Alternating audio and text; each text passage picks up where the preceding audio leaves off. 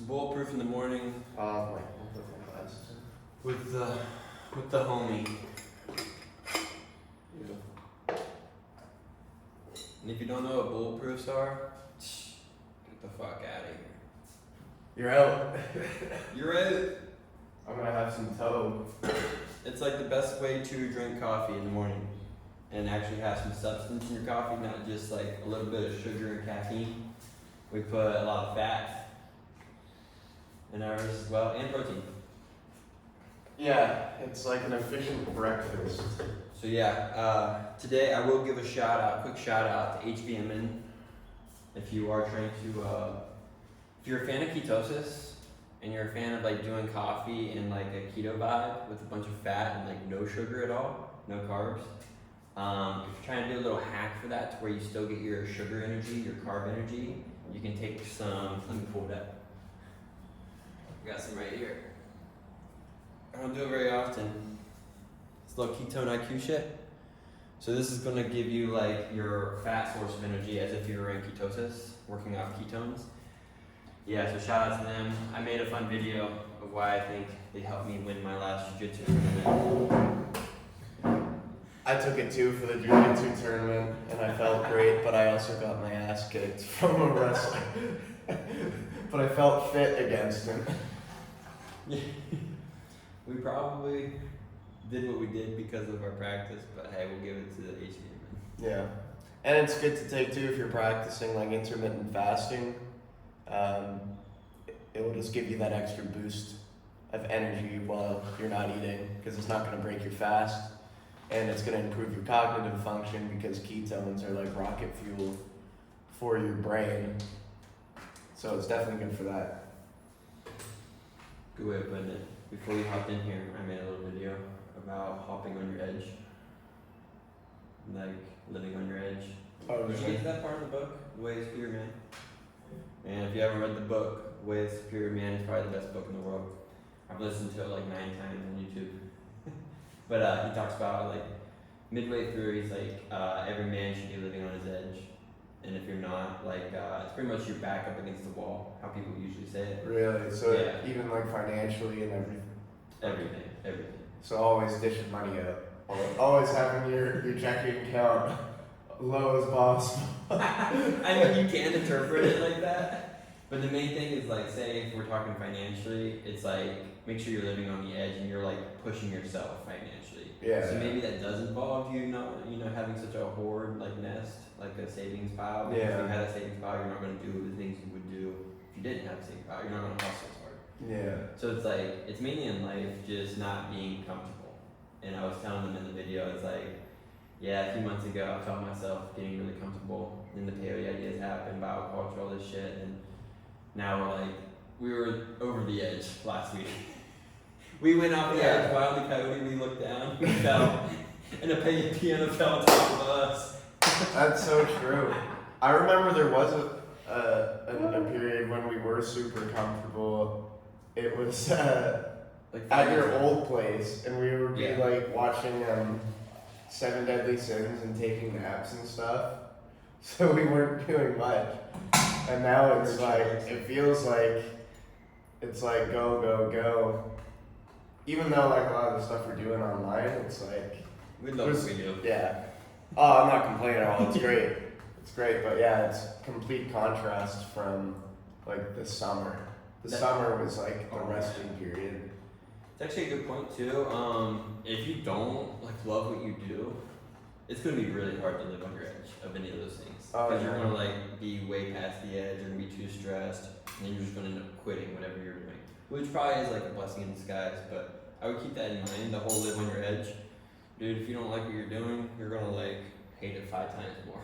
Oh yeah, I've worked multiple jobs where I was working like 12-hour days, busting my ass, not getting a lot of sleep, and just fucking miserable and angry. And with what we're doing now, there's none of that. There's days of tiredness, specifically the retreat. Yeah. we were all pretty tired, but it was like the most rewarding fatigue I've ever experienced. It was very interesting because it was like I was so drained yet I was so euphoric at the same time. I don't think I've ever had that before. Yeah, we had food in our system, like we weren't fasted or anything, but it felt like the fastest state. Once you're like, oh, that sucks, I want food, but then you hit the state, you're like, you're just like, Yeah. what's food? And our abs were absolutely ripped from just being stressed and not eating much. I was just picking at the food. I don't think one day of the retreat did I have like a full plate of food where I sat down and I was eating with everyone. I was like picking and eating at it. Like, yeah, the appetite was definitely suppressed during that week. Yeah, and for those of you who don't know, we just hosted a Bioculture retreat, which is our brand. It's a talent agency where we have a bunch of talents in the health and wellness biohacking realm. Come hang out with us for a week, do a bunch of biohacking, and it's all sponsored by brands. So those talents are posting for the brands. So it's a super collaborative thing, and everybody absolutely loved it. And we only have a few guest slots. So in these retreats, it's a new model. We only do a few slots where we actually let people buy like a ticket to come. It's all invite only. So if you are interested in that, we do have application forms. Definitely go sign it out. If you pass the vibe check and you pass the interview, maybe you'll be at a future bioculture retreat. We don't know. Or if you're a content creator, reach out as well. We'll get you to Sayulita, Mexico in no time. It's a big old vibe. But yeah, with that being said, we were the hosts of it, so we were getting 200 questions asked to us a day. As well as we were doing all the activities with them. We were waking up at 5:30 for our 6 a.m. meditation every morning. Going to sleep around 11, 12 most nights. Yeah, you can kind of. We didn't even sleep at the venue most of the time. Well, you did like the last two. Yeah. It was a torrid pace. I'm sleeping next time there. Torrid pace. But I would say, just to lead this video off with a epiphany that I made, something that would change my life forever. It's my favorite quote is best part is no part, best process is no process. It's an Elon Musk quote. And with this, we did that to a T with almost everything for the retreat. We did the best we could to like eliminate all the unnecessaries. With that being said, it's like even with eliminating the unnecessaries, it was like so much work. It was like still we were past the edge. So I would just keep in mind, like if you're doing something big, like an event, retreat, or whatever it may be for you, I would really get serious about best parts no part, best process no process, because a lot of people overcomplicate things, and when you're already doing something super fucking complicated, you have no room, no time to complicate it even further. Yeah. Or get the fuck out. Yeah. So yeah, that's my learning lesson to you, because if you're trying to do big things in this world, you're going to be stressed out. And if this topic's a little bit about like, stressing yourself a little bit, but not going too far past the edge to where you're like stressed out and you're useless, I would say it's super key. A little bit of stress, make sure everything is minimalistic as you can get it. That's actually called hormesis. Hormesis? I never heard that. Hormesis is the concept of by giving your body a little bit of stress, it makes you more resilient. So like fasting is hormetic activity. Oh. Ice bath is a hormetic activity. Makes a lot of sense. Doing stuff like this would be like living your purpose, but having that little bit of stress from your job or your business or whatever. That would probably be hormetic. Obviously, there's a fine line because if you're constantly in that state, that's chronic stress, and that's not good. What we're doing right now, we could just make this fucking bulletproof and drink it, but we gotta make some content. Yeah. We get to make some content. Kill two birds with one stone. Yeah, and I miss YouTube. I miss making content for y'all. So I'm gonna start making more YouTube videos. Have you tried? I don't know if this would be good or not. But the beef tallow in that. Does the beef tallow have flavor? No, I think it's just